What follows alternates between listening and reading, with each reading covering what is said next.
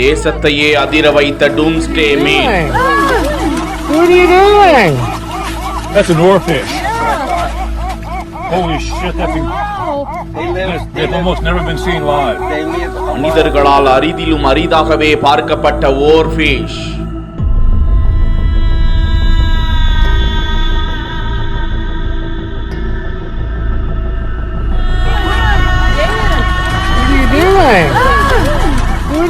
ஜப்பானின் பேரழிவின் போது வெளிவந்த ஆழ்கடலில் மட்டுமே வாழக்கூடிய இந்த வகை மீன் வெளியே வந்திருப்பது பேரழிவுக்கான அறிகுறியா?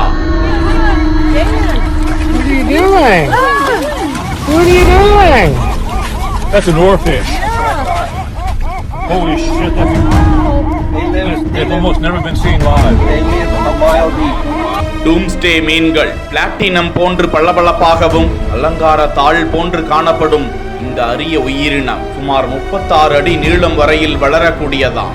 நடுக்கடலில் 656 அடி முதல் 3280 அடி வரையிலான ஆழத்தில் மட்டுமே இந்த உயிரினம் வாழக்கூடியதாம்.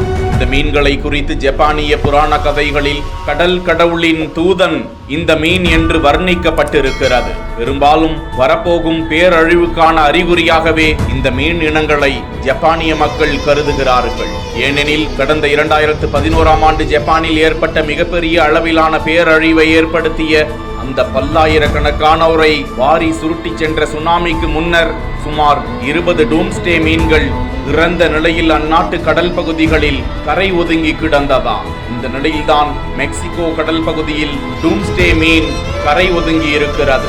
உயிரோடு கரை ஒதுங்கிய அந்த மீனை ஆச்சரியத்தோடு பார்த்த அந்நாட்டு மக்கள் இது குறித்த காணொளியை பகிர்ந்திருக்கிறார்கள். பேரழிவுக்கானது என்று கட்டுக்கதைகளாக பரப்பி வருகிறார்கள் என்றும் கால சூழ்நிலைகள் காரணமாகவே இவை கரை ஒதுங்கி இருக்கலாம்.